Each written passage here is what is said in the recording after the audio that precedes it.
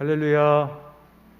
상황과 환경에 관계없이, 장소에 상관없이 동일하게 하나님을 바라보시며 예배하시는 우리 두드림 교우분들을 사랑하고 축복합니다. 오늘 첫 번째 본문인 마가복음 5장에서는 12해 동안 혈루증을 앓은 여인과 회당장 야이로의 딸 이야기가 나옵니다. 회당장 야이로는 죽어가는 딸을 살리기 위해 예수님에게 찾아가서 그 발에 엎드리며 간곡히 구하였습니다.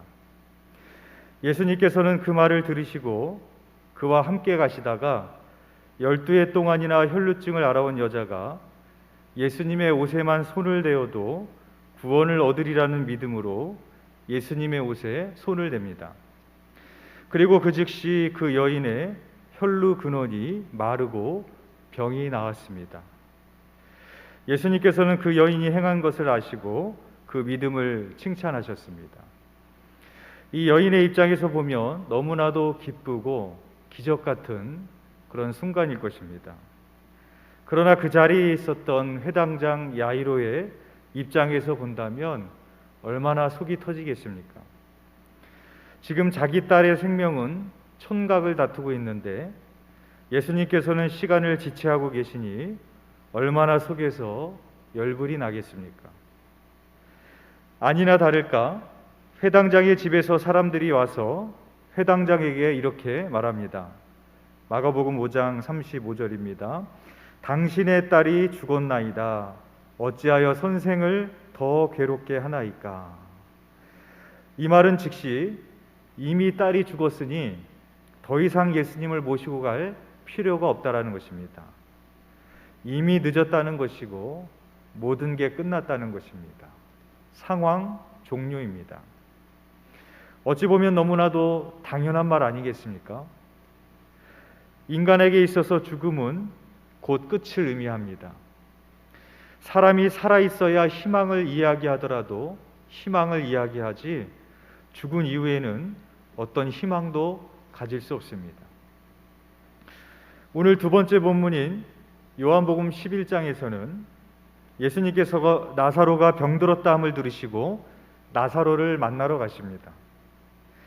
예수님께서 도착하셨을 때에는 이미 나사로가 죽어 있었다는 것을 보면 나사로 역시 생명의 촌각을 다투는 상황이었을 것입니다. 그래서 예수님께서 도착하시자 마르다는 예수님께 주께서 여기 계셨더라면 내 오라버니가 죽지 아니하였겠나이다 라고 원망을 하게 됩니다. 오늘 첫 번째 본문과 두 번째 본문의 상황이 매우 유사합니다. 회당장 야이로의 딸과 나사로는 생명의 촌각을 다투는 위중한 상황이었습니다. 이런 상황에서 예수님께서는 회당장 야이로의 딸과 나사로를 살리시기 위해 그 집으로 향하십니다. 그런데 예수님께서는 빨리 가셔도 모자랄 판인데 시간을 지체하십니다.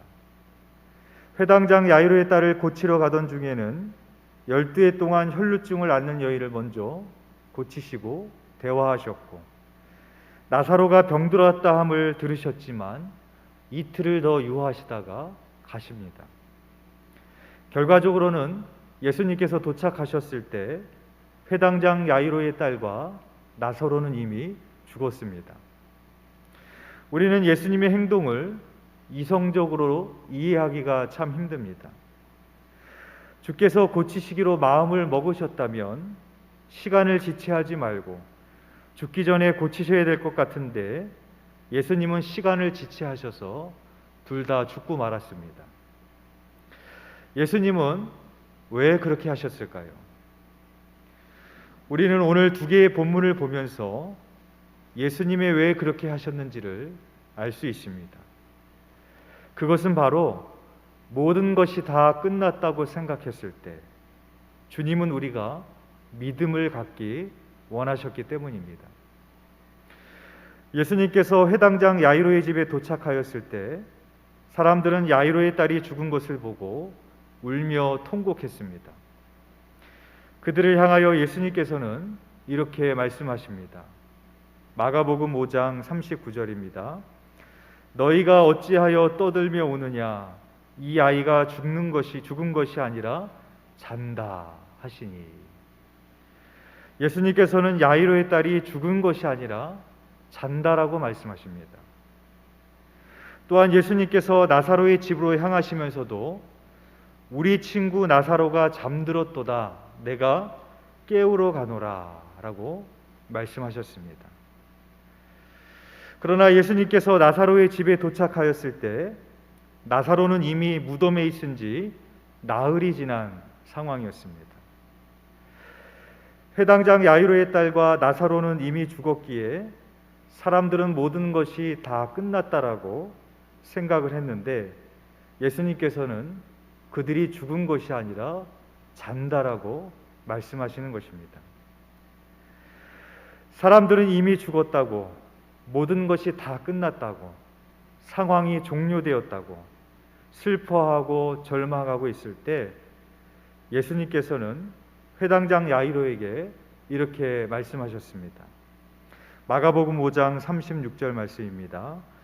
예수님께서 그 하는 말을 곁에서 들으시고 회당장에게 이르시되 두려워하지 말고 믿기만 하라 하시고, 모든 것이 다 끝났다라고 생각하고 있는 사람들을 향해서 두려워하지 말고 믿기만 하라 라고 주님이 말씀하고 계십니다.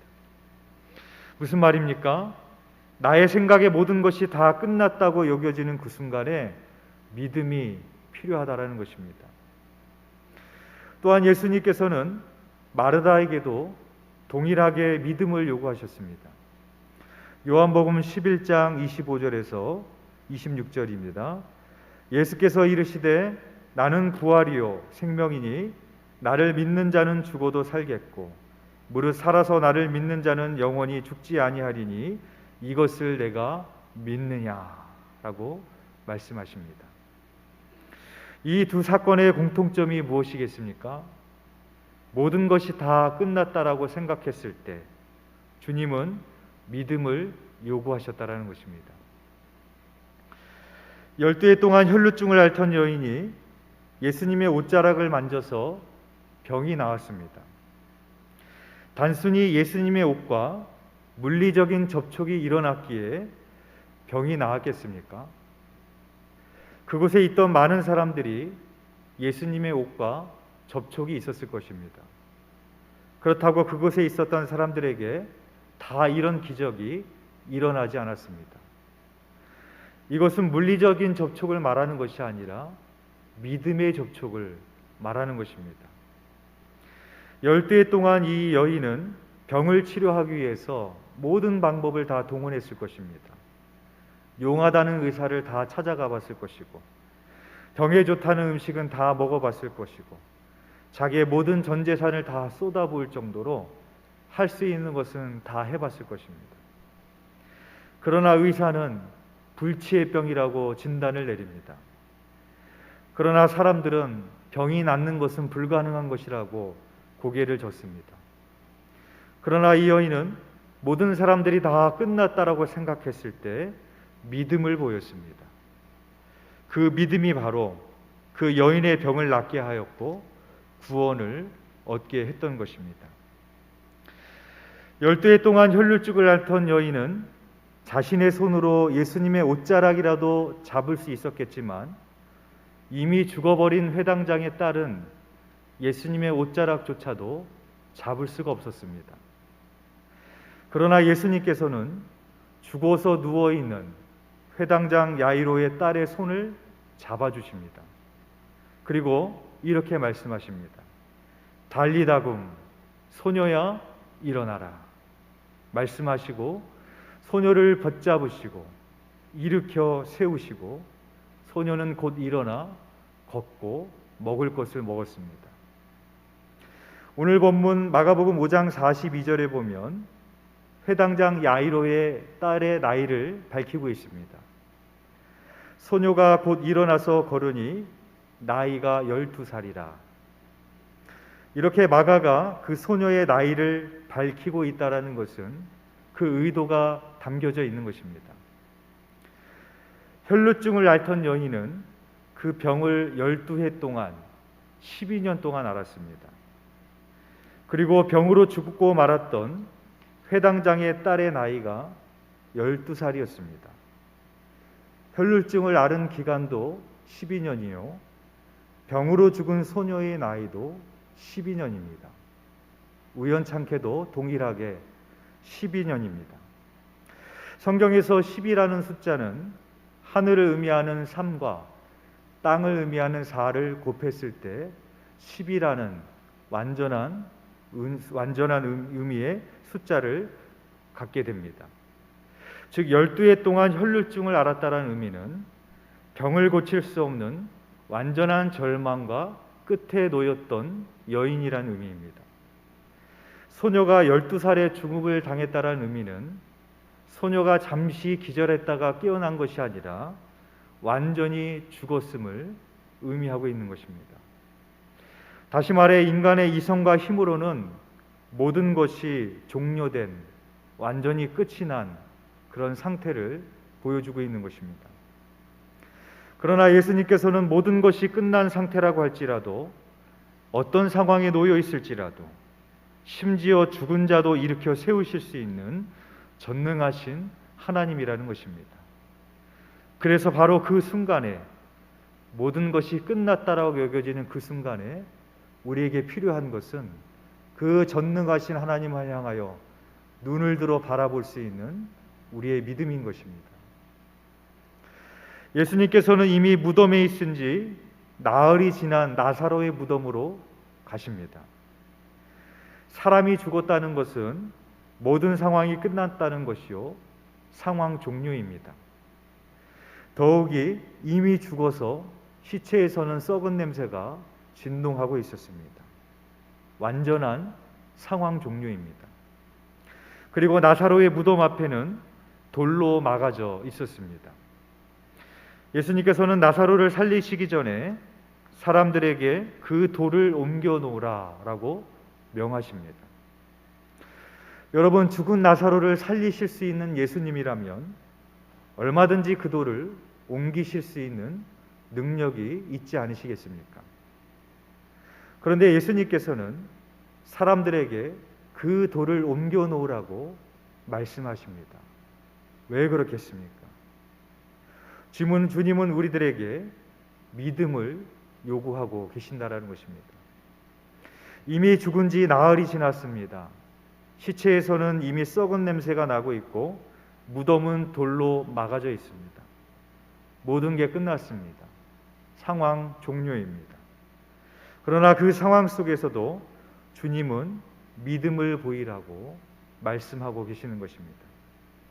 그리고 예수님께서는 큰 소리로 나사로야 나와라 라고 말씀하셨고, 죽은 나사로는 수족을 배로 동인 채로 무덤에서 걸어 나왔습니다.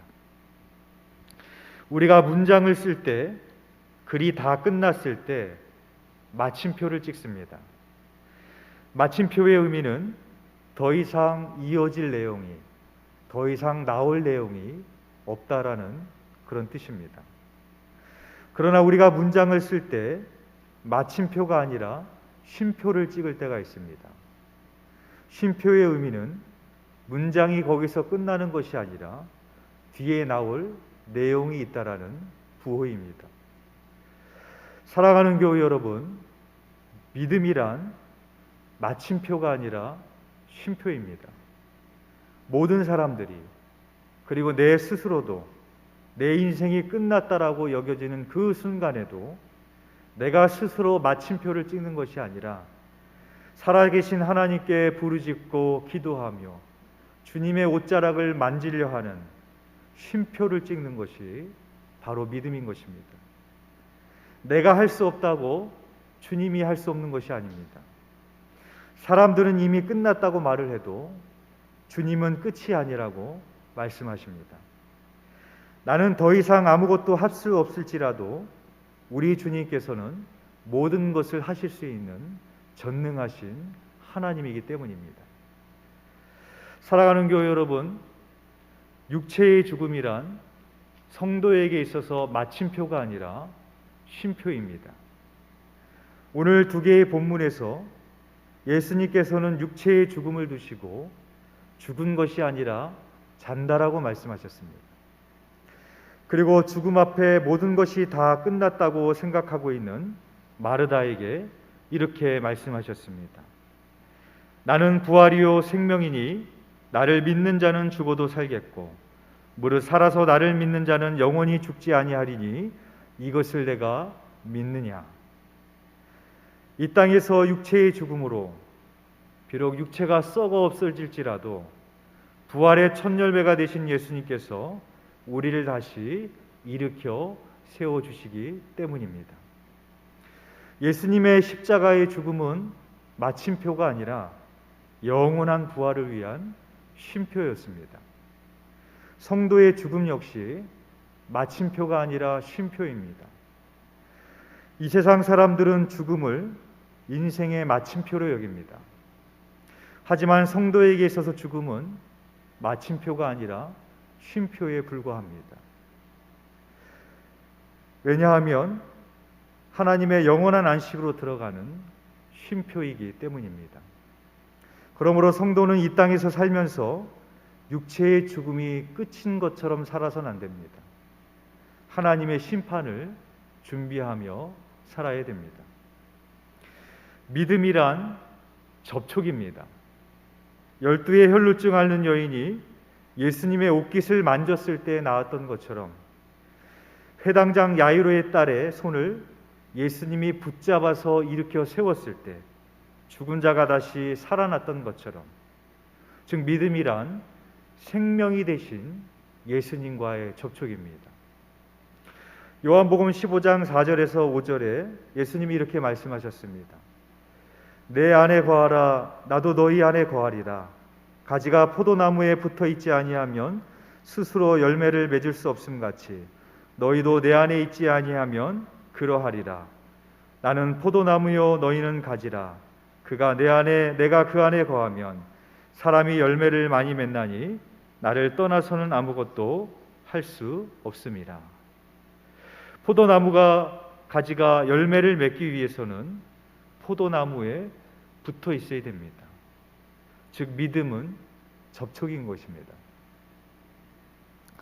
장애인 교수인 장영희 교수님의 이야기입니다. 장영희 교수가 처음 암에 걸린 것은 안식년으로 미국에 체류하고 있었던 2001년이었습니다. 당시 가벼운 마음으로 하버드 대학 병원에서 건강검진을 받았는데 그만 유방암 진단을 받게 되었습니다. 장영희 교수는 유방암과 싸워서 이겨냈고 완치 판정을 받아냈습니다. 그러나 유방암이 완치된 지 3년 만인 2004년에 척추암 선고를 받게 됩니다. 완치되었다고 믿었던 유방암이 척추로 전이되고 만 것입니다. 결국 장영희 교수는 모든 활동을 접고 다시 병원에서 본격적인 암투병을 시작했습니다. 그리고 3년 동안 24번의 항암 치료를 받는 동안에 인생을 포기하려고 하는 사람에게 희망을 줘야겠다라는 생각을 갖게 됩니다. 그래서 살아온 기적, 살아갈 기적이라는 에세이집을 쓰게 됩니다. 살아온 기적, 살아갈 기적 첫 장에 나오는 실화입니다. 장영희 교수님이 6년 유학의 결과물로 마침내 논문을 완성했을 때 이야기입니다. 이제 완성된 학위 논문만 통과되면 6년의 유학 생활을 마무리하고 행복한 귀국을 할 수 있게 되었습니다. 그러던 중에 친구 집에 방문하려고 잠깐 들렸습니다. 그런데 10분 후에 친구의 딸이 와서 이렇게 말합니다. 도둑이 자동차 트렁크를 열고 다 훔쳐갔어요. 6년 유학의 결과물인 논문이 사라진 것입니다. 그 말을 듣고 장영희 교수님은 바로 기절했다고 합니다. 그리고 엄청난 충격에 5일 동안 아무것도 먹지 못하였다고 합니다.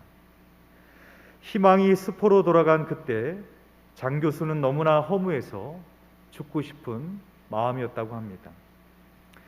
그러나 그때 하나님의 말씀이 다시 장영희 교수를 일으켜 세워주었습니다. 그래서 그의 마음에 드는 생각이, 그래, 그까지 논문 다시 한번 쓰면 되지 라는 용기가 생기더랍니다.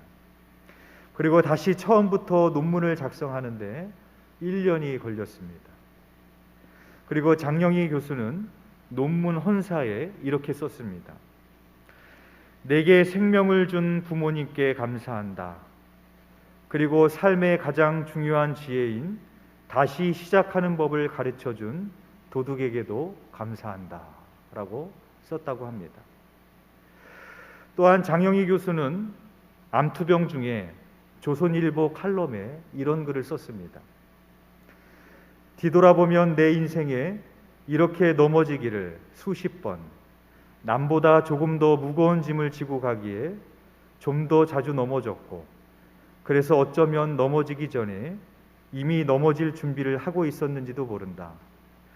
그러나 하나님은 다시 일어서는 법을 가르치기 위해 나를 넘어뜨렸다고 나는 믿는다. 넘어질 때마다 나는 번번이 죽을 힘을 다해서 다시 일어났고, 넘어지는 순간에도 다시 일어설 힘을 모으고 있었다. 그리고 그렇게 많이 넘어져 봤기에 내가 조금 더 좋은 사람이 되었다고 나는 확신한다 라는 칼럼을 썼습니다. 사랑하는 교우 여러분, 여러분의 지금 상황이 절망적이십니까? 모든 게 다 끝났다고 마침표를 찍으려고 하셨던 적이 있으셨습니까? 그러나 한번 생각해 보십시오. 죽음 가운데서 다시 살아나신 주님께서 죽은 자도 다시 살리시고 우리에게 영원한 생명을 불어넣어 주신 전능하신 하나님이 우리와 함께 하신다면 능치 못하실 일이 무엇이 있겠습니까? 모든 것이 다 끝났다고 여겨졌을 때 마침표를 찍는 것이 아니라 믿음의 쉼표를 찍으시기를 바랍니다. 예수님과 믿음의 접촉을 가지시기를 바랍니다. 죽은 자도 일으켜 세우시는 하나님께서 다시 여러분들을 일으켜 세우시는 은혜가 저와 여러분들 가운데 있으시기를 주님의 이름으로 축원드리겠습니다. 기도드리겠습니다.